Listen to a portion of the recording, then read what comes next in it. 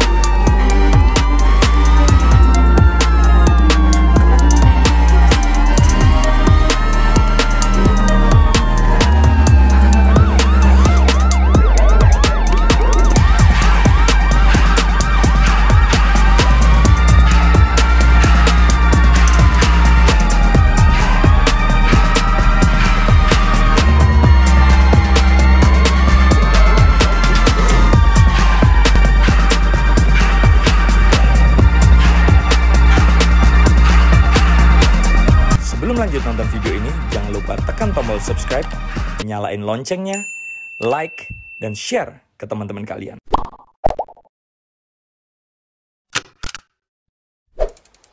Ya, salam navigasi.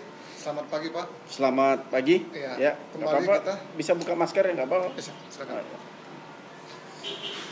Selamat pagi, kembali kita dalam acara podcast delegasi Pak. Ya. Podcast delegasi dalam program Respon Time sesuai Permendagri nomor 114 tahun 2018. Iya. Respon Time 15 menit. Ya. Ya. Kita mau bincang-bincang santai nih Pak. Ya. Sekalian menaikkan kinerja dari Damkar sendiri. Ya. Iya. Pak, untuk Damkar sendiri, program apa yang dicanangkan untuk peningkatan hasil kinerjanya untuk saat ini Pak? Baik, terima kasih. Untuk Dinas Pencegah Pemadam Kebakaran merupakan salah satu dinas di pemerintah kabupaten kota yang implementasi daripada sub-urusan ketentraman, ketertiban umum, dan perlindungan masyarakat. Salah satu dari 6 urusan wajib pelayanan dasar yang harus dilaksanakan. Nah, di dalam regulasi, baik di Undang-Undang 23 tahun 2014, di PP 18, dan juga di Permendagri, ditegaskan bahwa itu wajib untuk dilaksanakan sebagai pelayanan dasar. Kemudian di pemerintah Kota Medan, sejak dari undang-undang terdahulu, sudah diadakan satu dinas pencegah pemadam kebakaran yang tupoksinya adalah sub urusan kebakaran. Nah, dalam pelaksanaan ini, di terakhir ini sudah ditetapkan terkait dengan regulasi bagaimana pencapaian standar pelayanan minimum yang ditetapkan oleh Permendagri lewat Permendagri nomor 114 tahun 2018. Kemudian sebelum itu juga sudah ada Permendagri nomor 112 tentang standar peralatan ataupun SDM daripada Dinas Pencegah Pemadam Kebakaran. Nah, kita berbicara terkait dengan di Kota Medan.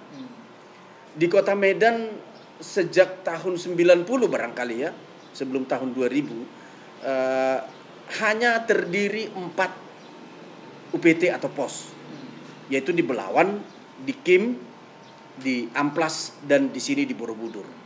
Nah, secara keseluruhan SDA itu sumber daya yang ada di sini menumpuk di Borobudur. Baik SDM-nya, baik juga peralatannya. Jadi sumber daya itu di sini menumpuk. Sehingga dalam pelaksanaan perlindungan kepada masyarakat, khususnya di dalam kebakaran, agak kesulitan kita dengan jarak tempuh. Nah, di dalam Permendagri 114 sudah ditetapkan bahwa respon time, tanggap darurat kita itu minimum 15 menit. Tiba di lokasi. Artinya di sini jika piket menerima laporan adanya kebakaran, pada saat mulai diterima itu minimum 15 menit harus sudah nyampe di TKP. Itu diatur. Tetapi dari kondisi Kota Medan dengan luas 265 km bujur sangkar, lebih kurang 21 kecamatan, 151 kelurahan, membentang dari selatan ke utara, agak sulit kita untuk memenuhi standar itu. Dan sejak tahun 2019 itu Permendagrinya 2018. 2019 kita ukur, kita 2019 itu respon time kita 62,5 tahun 2019. Tahun 2020 meningkat jadi 82,11. Jadi giat apa tuh yang udah dilakukan Damkar sendiri, pihak Damkar Dinas Kebakaran sendiri untuk bisa mencapai pencapaian tadi Pak, sesuai dengan Permendagri 114 nomor tahun 2018? Kita sudah melakukannya, salah satu pengusulan untuk penambahan pos atau UPT di Kota Medan. Di Kota Medan. Tapi sebelumnya ada juga yang kita buat inovasi, kita membuat namanya aplikasi Edamkar. Karena aplikasi ini kita berharap bahwa masyarakat bisa mengupload dari Play Store ya di Android, itu namanya Edamkar, aplikasi Edamkar. Nanti kalau ada kejadian kebakaran akan lebih cepat nyampe ke kita, dan kita juga akan lebih cepat lewat bantuan Google, baik dari segi jalan maupun map, kita akan lebih cepat nyampe ke TKP. Mungkin itu juga yang sudah kita pergunakan sekarang, respon time kita untuk sampai dengan dari Januari sampai ke sekarang ini hampir 100%. Ya. Dan itu berfungsi dengan baik gitu. Kemudian pencapaian itu sebenarnya satu-satunya harus dengan penambahan UPT atau pos. Karena apapun dengan tingkat kepadatan lalu lintas di Kota Medan itu susah kita capai dalam jangka 15 menit dengan apalagi di jam-jam sibuk ya. Jam-jam sibuk itu antara jam 7 sampai jam 9 pagi dan jam 4 sampai dengan jam 6 sore. Itu luar biasa kesibukannya. Nah, kita sudah mengusulkan ya pemerintah kota sesuai dengan hasil riset dan survei Dinas PU Provinsi tahun 2009 bahwa Kota Medan itu dari total kepadatan penduduk dan jumlah wilayahnya, luasnya dan jaraknya itu menetapkan minimum ada 10 pos dan paling banyak 13. Karena mereka sudah memetakan ini, karena memang itu tugas di provinsi pemetaan bahaya kebakaran. Nah, kita mengusulkan untuk tahun 2021 sampai dengan 2024 harus terbangun minimum 9 pos dan UPT. Saat ini ada 4, kita harapkan ke depan harus ada tambah 6. Untuk lokasi sendiri di mana-mana aja Pak? Untuk lokasinya ini tahun ini kita sudah usulkan ya, yang 4 ini kita usulkan, yaitu pertama di Tuntungan, dan alhamdulillah tahun ini akan dibangun. Sudah DED-nya kita sudah buatkan. Nah, DED-nya sudah kita serahkan ke Perkim Taru. Mereka nanti yang akan membangun dan anggarannya sudah tertampung. Di lokasinya persis di depan Pasar Induk, samping Polsek. Ya, di seberang Pasar Induk itu ada Polsek, dan itu baru diresmikan Polsek. Baru-baru ini juga baru diresmikan, itu sekitar belum ada 1 bulan diresmikan Polsek Tuntungan.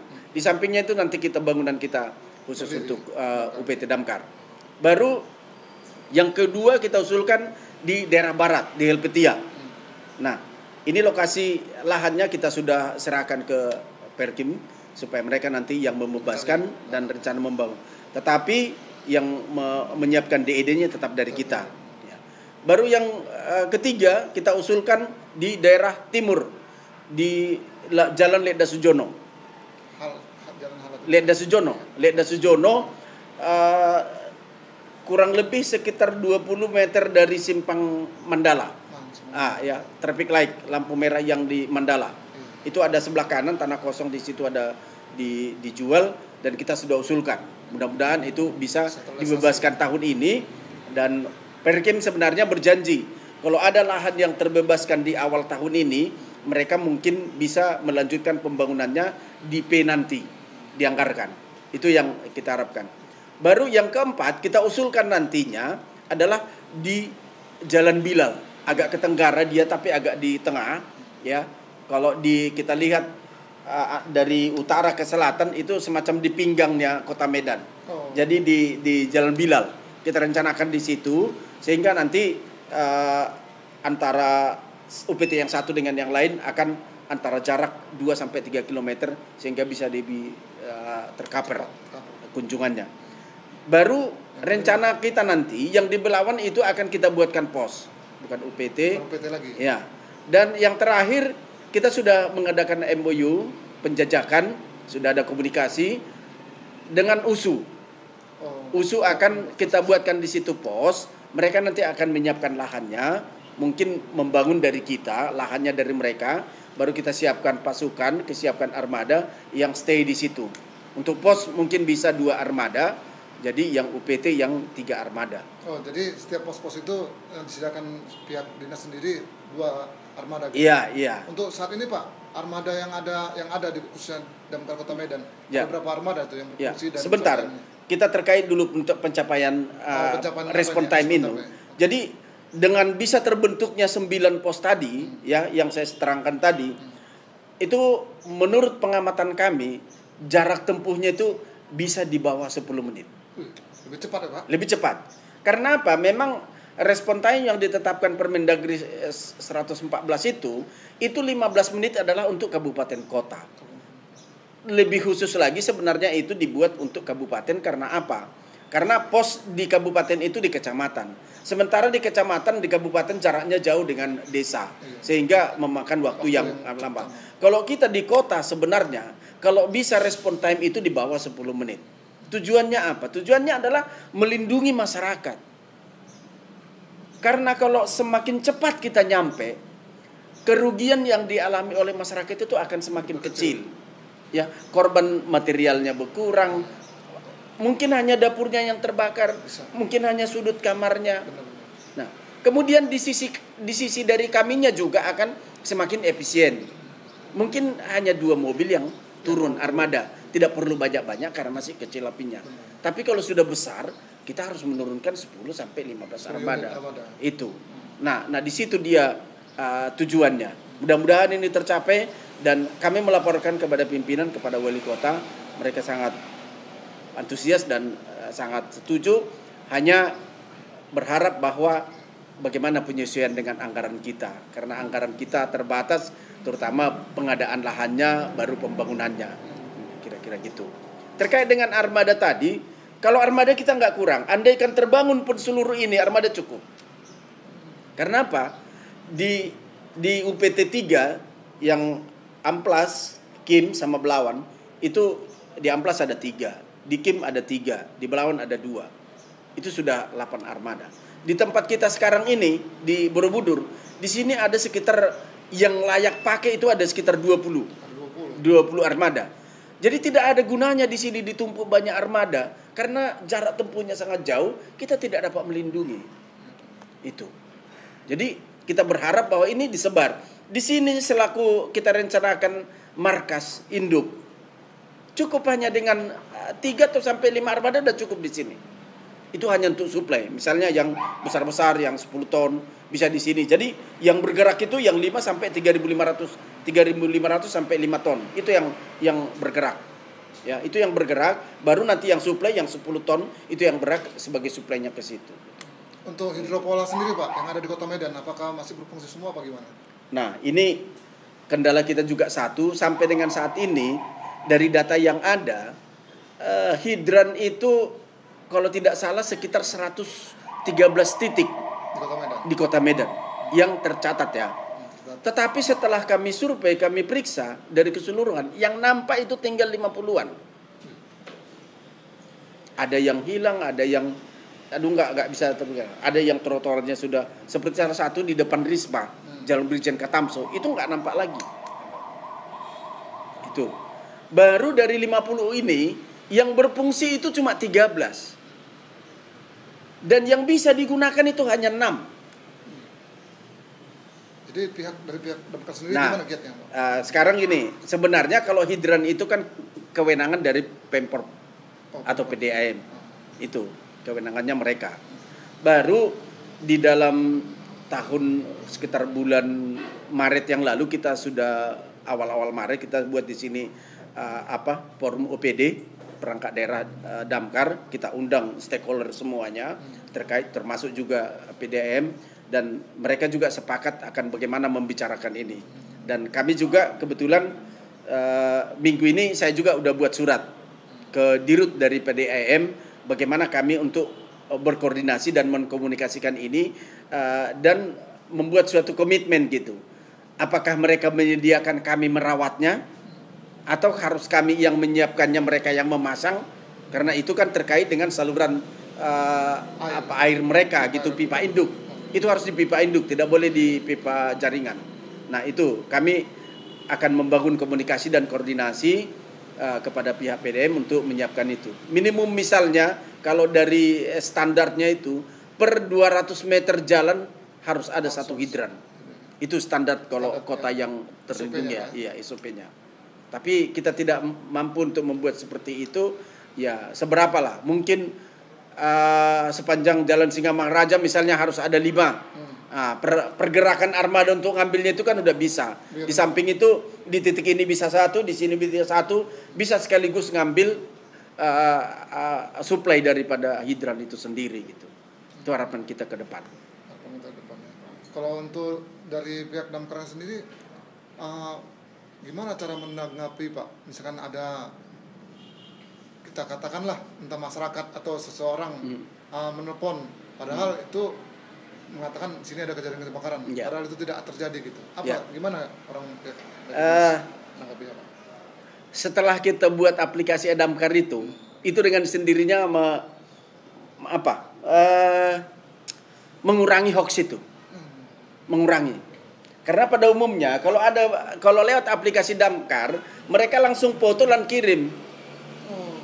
Kalau udah foto dikirim itu udah langsung terkirim mapnya, lokasinya. Sehingga tidak mungkin lagi gitu. Dan itu aplikasinya. Jadi orang lagi di padang bulan tidak boleh mengirimkan kebakaran di Tembung. Nggak bisa, harus dari TKP kebakarannya. Sehingga kita bisa langsung lihat jarak tempuh dari sini sampai ke TKP itu bisa langsung dapat. Itu mengurangi hoax. Aplikasi Damkar yang kami bangun itu mengurangi hoax. Itu masih ada yang via telepon. Kita kan sekarang ada telepon di sini ada 4 saluran. 112 yang terkoneksi dengan comment center ya, dan itu secara nasional ya. Baru 113, baru 451, 53, 56 baru aplikasi Damkar ini. Ada 4 saluran yang kami siapkan di sini untuk pelaporan. Dan semua itu on. Itu semua on, terkoneksi. Kalau untuk tindakan hukumnya sendiri Pak, apakah sudah ada apa gimana itu kalau untuk seperti itu Pak? Kayaknya yang paling sulit kita deteksi terkait dengan dari 113. Karena ini telepon gratis, ya siapa aja bisa nelpon dan tidak bisa nggak bisa langsung kita tahu dari siapa penelponnya atau nomornya gitu, nggak bisa. Bisa saja bukan orang Medan, bisa saja dari luar. Itu jadi sulit, tapi itu akan berkurang. Itu hanya orang-orang yang iseng, dan petugas kita di piket mereka sudah menghafal itu. Itulah tadi ya, dengan adanya aplikasi tadi bisa mengurangi berita hoax tadi. Hoax, ya, betul. Ya, kalau untuk data sendiri Pak, dari tahun 2019 atau 2020 ke 2021, data yang terjadi kejadian kebakaran ini sendiri, apakah sekarang ada peningkatan, apakah ada penurunan? Kalau untuk dari 2019 ke 2020 tidak terlalu jauh, ada penurunan tapi nggak terlalu signifikan gitu. Dari data 2019 itu sekitar 260-an. 260 itu udah termasuk dengan yang di kejadian di wilayah Kota Medan dan juga yang kejadian di Deli Serdang sekitar perbatasan. Karena kita tetap melayani itu. Kemudian khusus untuk tahun 2020 itu ada di data kita tuh di Kota Medan itu kejadiannya 219 kejadian, yang di Deli Serdang 35. Jadi totalnya itu 254. Jadi 254. Jadi sebenarnya hampir 1 hari setengah 1 kali. Kan kalau 1 hari 365. Ya, 365 hari 1 tahun. 1 tahun 365 hari. Iya, jadi ini 254. Satu setengah hari dalam kejadian kebakaran. Nah, kalau total kerugiannya tahun lalu agak besar kerugian karena ada, dan korban jiwa juga agak besar karena kejadian yang kebakaran di PT Waruna yang kapal tanker yang lagi dibangun terbakar. Di situ korbannya aja di situ ada 7 orang dan kerugiannya di situ besar. Dari total tahun 2020 itu totalnya kerugian hampir 116 miliar totalnya. Total kerugian. Total yang korban jiwa 10 orang. Itu. Jadi ini korban yang paling banyak di tahun 2020. Kalau untuk penyebabnya sendiri Pak, menurut Dinas Pembakaran apa itu kendalanya di lapangan itu? Apakah karena penyebabnya masyarakat kebakaran itu apa gimana Pak? Kenapa itu? Kalau bisa terjadinya kebakaran itu? Biasanya penyebabnya apa itu? Iya. Dari fakta, data-data yang ada sama kami selama ini, sebenarnya kebakaran ini adalah human error. Kesalahan manusia. Kesalahan manusia. Tapi lebih tepatnya kita bilang kelalaian. Iya, kelalaian. Kalau kesalahan kan seolah ya bisa juga kesalahan, tapi memang kelalaian lebih tepatnya kelalaian gitu. Karena tidak ada orang yang suka terbakar kan. Benar. Tapi kelalaian. Benar. Jadi di atas 90%, 90 sampai 95% itu akibat daripada arus pendek. Disebabkan arus pendek. Arus pendek. Korsleting ya? Ya, korsleting. Jadi itu selebihnya ada kompor masak. Itu baru peralatan listrik ya. Peralatan listrik sama juga kan. Arus pendek juga.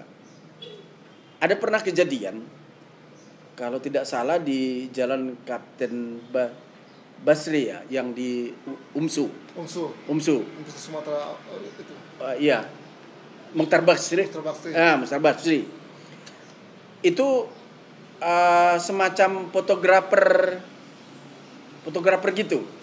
Nah, studio. Jadi studio entertainment lah atau bagaimana gitu. Iya, jadi ini dia mungkin lagi merias, mengeringkan rambut. Tahu-taunya lupa mematikan hand dryernya itu diletakkan di tempat tidur. Dalam keadaan hidup.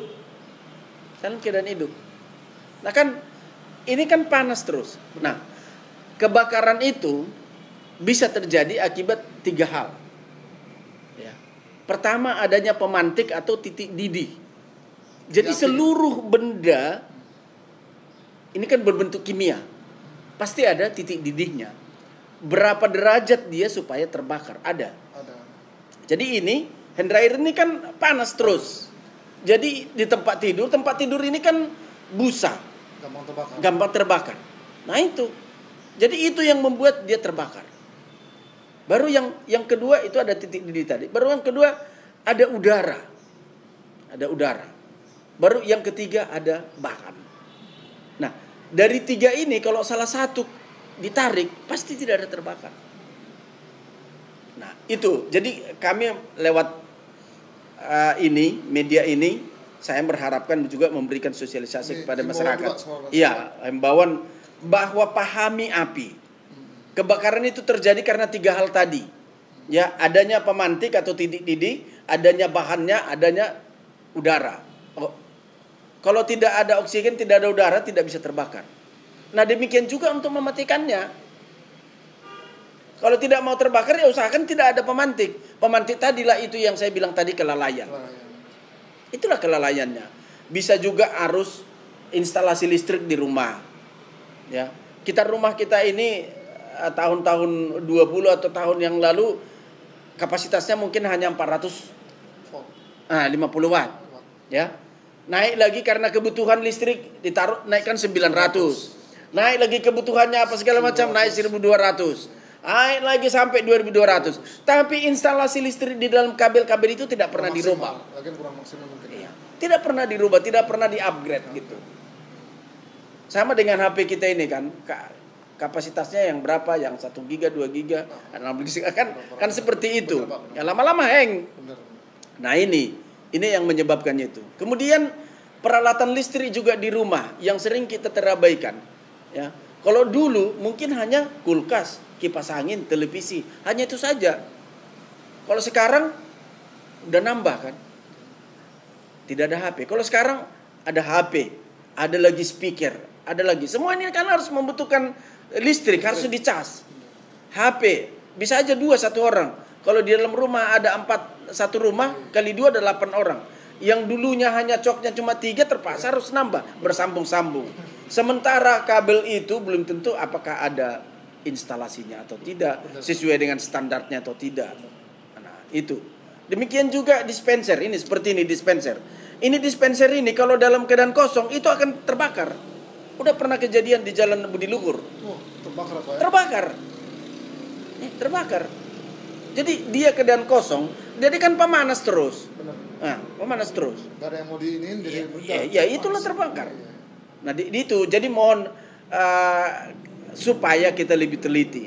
Jadi kalau dari dapur misalnya, ya bagaimanalah seorang petugas yang bekerja di dapur memasak, jangan tinggalkan masakannya. Jangan tinggalkan masakannya. Saya sendiri di rumah, istri saya juga pernah seperti itu. Kami berdua nonton di telepon televisi, tetarnya dia rebusan daun-daun yang kita minum. Misalnya daun salam, kita rebus, ya. Rupanya lupa, sampai habis gosong. Syukur dari bahannya tidak gampang terbakar karena besi kan. Nah, tapi tercium bau, pergi ke dapur rupanya nah, hal-hal seperti itu yang perlu dihindari. Ya dihindari. Seperti yang kejadian di Jalan Es Parman tahun 2019 itu. Itu gang pasir di belakang dekat pinggir sungai itu. Itu ibu-ibu ini lagi masak. Tapi sambil nonton drama Korea. Keasikan nonton drama Korea enggak ditengok masakannya. Rumah-rumah papan di situ semua. Ini dari kayu-kayu. Nah ini, jadi ini banyak kelalaian daripada unsur. Ini yang perlu. Saya berharap masyarakat Kota Medan dengan melakukan sosialisasi, pemberitahuan ini bisa memahami api itu. Kemudian sesudah dipahami, sesudah diketahui, kita mampu untuk memadamkan secara manual yang sederhana. Dengan cara apa? Misalnya, kalau hanya separuh meja ininya besarnya api, cukup dengan handuk, basahi handuk, langsung tutupkan. Tujuannya apa? Supaya udara tidak ada. Karena handuk yang basah itu kan tertutup pori-pori untuk udara, sehingga tertutup udaranya, apinya mati. Bisa handuk, bisa spray, bisa goni, tapi basahi. Di samping dia menutup, dia juga kan dingin. Karena tadi kan titik didih. Kalau semakin dingin kan, kita menyiram pakai air itu supaya dingin, supaya tidak terbakar. Itu. Baru yang berikut misalnya, kalau regulator di dapur, dari mana sumbernya? Kan di ujung. Yang terbakar itu selalu dari selang. Selang bocor atau regulatornya. Silakan aja kalau misalnya ini regulatornya lagi terbakar, silakan aja ambil handuk basah, tutupkan gini, mati tuh. Karena kalau tidak ada pemantiknya dia tidak akan hidup. Intinya jangan panik lah Pak ya. Jangan panik. Baru kalau misalnya belum terbakar di dapur, bisa kita tercium. Biasanya kan aromanya langsung nyengat itu. Ya, yang kalau ada gasnya yang terbakar, apakah regulator, apakah selangnya, terus. Kalau sudah ada mencium bau aroma yang gas, lampu yang lagi hidup jangan dimatikan, lampu yang mati jangan dihidupkan. Pertama yang harus dilakukan adalah buka jendela atau pintu, ya, baru cabut regulatornya. Ya, sesudah dicabut, biarkan beberapa jam atau ya mungkin paling cepat setengah jam, buka jendela sama pintu, semua nanti gas itu akan keluar. Barulah bisa hidupkan lampu. Itu teknik-tekniknya supaya menjaga jangan sampai terjadi kebakaran di dapur, khususnya untuk dari gas. Gitu. Kalau untuk dari pihak Damkar sendiri Pak, apakah sudah sering melakukan sosialisasi kepada masyarakat? Sudah. Hanya di tahun 2020 karena ada COVID-19, anggaran kita dirokok pusing, kemudian tidak bisa mengumpulkan orang, pertemuan, itu tidak bisa. Jadi kami berharap nanti lewat kegiatan kita ini juga kita saling bisa memberi. Kami juga ada manfaatnya, kami akan minta nanti rekamannya. Kami akan buatkan sosialisasi lewat aplikasi Damkar ini. Jadi masyarakat pun dengan membuka aplikasi ini bisa menonton kita ini sekarang dengan percakapan ini, bisa mempelajarinya, bisa memahaminya, mudah-mudahan bisa melakukannya. Kalau untuk kita kembali ke ini dulu Pak, lagi kalau untuk dari Damkar sendiri dalam hal pemadaman, itu hal-hal apa kira-kira yang menjadi penghambat apa pengalaman di lapangan di TKP gitu? Biasanya apa gitu Pak? Yang menjadi harapannya gimana supaya bisa pada umumnya yang sulit kami lakukan adalah terkait dengan kondisi bangunan yang terbakar. Khususnya ruko. Karena ruko biasanya 2 lapis. Lebih hampir mirip dengan lembaga penjara. Jadi sulit. Jadi baru-baru ini 2 hari yang lalu ada kebakaran di Brigjen Katamso, ruko, 2 pintu, 3 lantai, dan toko itu digunakan untuk toko perabot, barang-barang furniture, termasuk juga spring bed. Nah, itu pakai jelajah semua. Jadi kita menyemprotnya tidak bisa masuk ke dalam, tidak bisa, hanya dari jalan. Menunggu hanya jangan sampai menjalar ke tempat lain. Iya, hanya itu yang bisa kita lakukan. Kalau masuk ke dalam kita tidak. Untuk akses sendiri gampang ya? Enggak. Kalau akses ke dalam, karena kalau lokasinya karena pas kejadiannya pukul 12.00 tengah malam. Nah, terpaksa kita datangkan pakai mobil tangga. Jadi lewat tangga itu naik ke atas disemprot. Nah, dari situlah bisa kita padamkan apinya. Jadi kesulitan di Jalan Ramansa pun seperti itu. Itu 2 lapis. Di depan sudah ada, di gerbangnya ini sudah ada jerajak juga semua. Sampai atapnya juga pakai jerajak. Di dalam ada lagi pintu. Dan 3 ruko ini semuanya tidak ada pintu lewat belakang. Tidak ada pintu darurat. Repot dong berarti. Repot. Itu di situ ada 1 orang yang meninggal. Tidak terselamatkan, mamanya umur 80 tahun. Karena apa? Dia udah di kursi roda. Nggak mungkin lagi.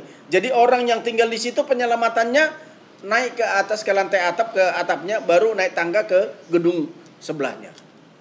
Karena tidak ada. Padahal api itu dari depan. Kan sebenarnya kan kalau ada pintu darurat di belakang kan bisa dia keluar. Nah itu kesulitan. Sering kita memang susah untuk memadamkan api karena pintu daripada ruko itu susah untuk dibuka. Bahkan kita kadang menariknya lewat seling, armada tarik sampai merobohkannya. Nah, itu. Kemudian ada di beberapa tempat, tapi khususnya di daerah Medan Utara, kalau ada kebakaran itu semacam tontonan. Oh, iya Pak. Dari masyarakat warga. Hanya menggunakan HP. Itu. Ibaratnya dia nggak mau bertindak, malah dia malah. Iya. Dan mereka bahkan saya pernah di Belawan, armada kita itu penuh orang. Naik ke atas semua hanya untuk nonton. Itu. Jadi itu kesulitan. Kita bergerak jalan aja susah. Itu satu kesulitannya. Tapi itu di beberapa tempat ya, tidak semuanya sama. Tapi itu kesulitan kita.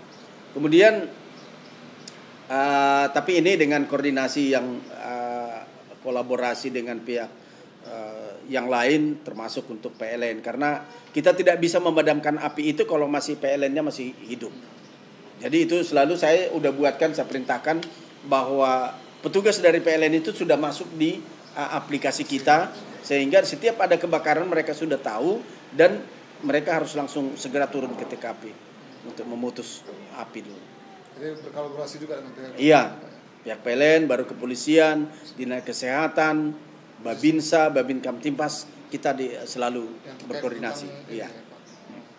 Terakhir Pak, untuk harapannya kepada masyarakat atau pihak damkarnya sendiri, apa yang perlu dibenahi, terus pada pemerintah sendiri gimana Pak? Iya.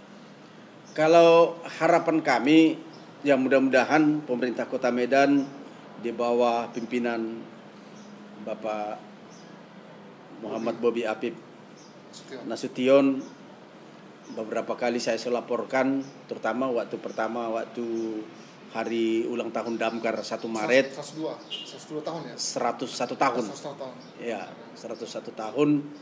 1 Maret yang lalu saya laporkan kepada beliau, dan saya pada satu upacara juga Pak Mendagri langsung memimpin sebagai inspektur upacara, dihadiri Pak Wali Kota sama Pak Wakil.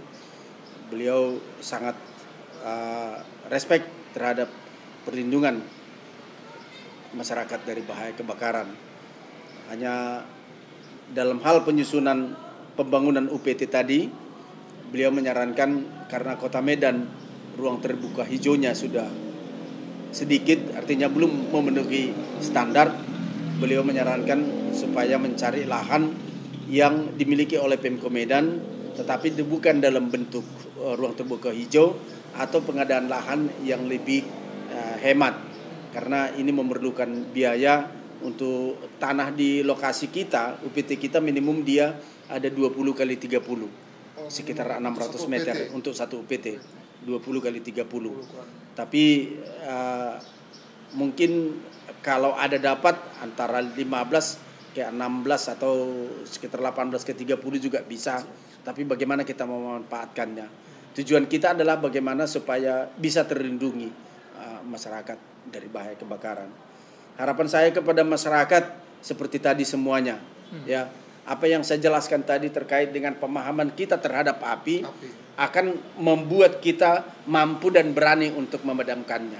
Harapan kami bahwa ada beberapa kejadian yang dilaporkan kemarin, kami turun ternyata sudah padam oleh dipadamkan masyarakat sendiri. Itu sangat bagus. Suatu prestasi yang bagus. Kemudian ke depan sesuai dengan Permendagri yang terakhir terkait dengan bukan respon time, terkait dengan nomenklatur Dinas Pencegah Pemadam Kebakaran dan tupoksinya, itu Permendagri nomor 16 tahun 2020. Di situ sudah salah satu tupoksi kami adalah membina relawan pemadam kebakaran. Jadi tahun ini kami sudah usulkan itu terkait dengan pembinaan relawan ini, kalau bisa di setiap lingkungan ada relawan. Misalnya kalau bisa terfasilitasi 5 orang saja relawan di dalam satu lingkungan, kalau kami ada petugas kami misalnya sekitar 5 sampai dengan 10 orang sudah terbantu. Dan relawan ini kita harapkan mereka hanya kita fasilitasi terkait dengan fasilitas yang melekat ke dirinya. Baju, topi, sepatu, sarung tangan, itulah yang kita berikan kepada mereka. Dan ini juga nanti akan berkolaborasi dengan pihak kecamatan dan kelurahan terkait dengan dana kelurahan. Dari yang kami pelajari Permendagri 30 terkait dengan penggunaan dana kelurahan bisa dipergunakan untuk pengadaan peralatan itu. Tadi ya? Iya. Itu perlingkungan Pak, 5 orang. Kita harapkan kalau bisa dapat perlingkungan. Kalau bisa dia semacam satu regu kelompok gitu. Kelompok. Jadi kalau ada kebakaran di situ mereka peran aktif gitu. Salah satu contoh di Cina itu kalau total karir pemadam kebakaran petugasnya itu sekitar 70.000 orang. Tetapi relawannya sampai 7 juta. Itu. Jadi yang digaji itu 70.000 orang, tetapi yang relawan itu 7 jutaan. Nah, seperti itu. Kalau bisa terbangun seperti itu akan semakin terlindungi. Artinya bahwa masyarakat itu harus dilibatkan. Harus dilibatkan. Iya. Cuman itu juga masyarakat kembali itu sebenarnya mempunyai kesadaran sendiri ya. Iya, betul. Kita jangan sebagai penonton. Iya. Bisa terbaik dari pencegahan tadi dan pemadamannya harus bisa. Itu yang kita harapkan ke depan. Oke Pak, terima kasih bincang santainya. Ya, demikian pemirsa delegasi, kita bincang-bincang santai dengan Bapak Kepala Dinas Kebakaran Kota Medan, Bapak Alphonse Sidauru, terkait tentang Permendagri 114 tahun 2018 tentang spontan dan kinerja dari Damkar sendiri. Untuk itu himbauannya kepada masyarakat untuk lebih mengetahui apa permasalahan titik api tadi, seperti yang dijelaskan Bapak Alphonse Sidauru tadi kan. Dan kita kalau bisa jangan sebagai penonton, ya kan Pak? Iya. Ya, kita kalau bisa apa yang kita bisa perbuat kita aksikan, jangan sebagai penonton. Nah, demikian pemirsa delegasi, tim delegasi melaporkan.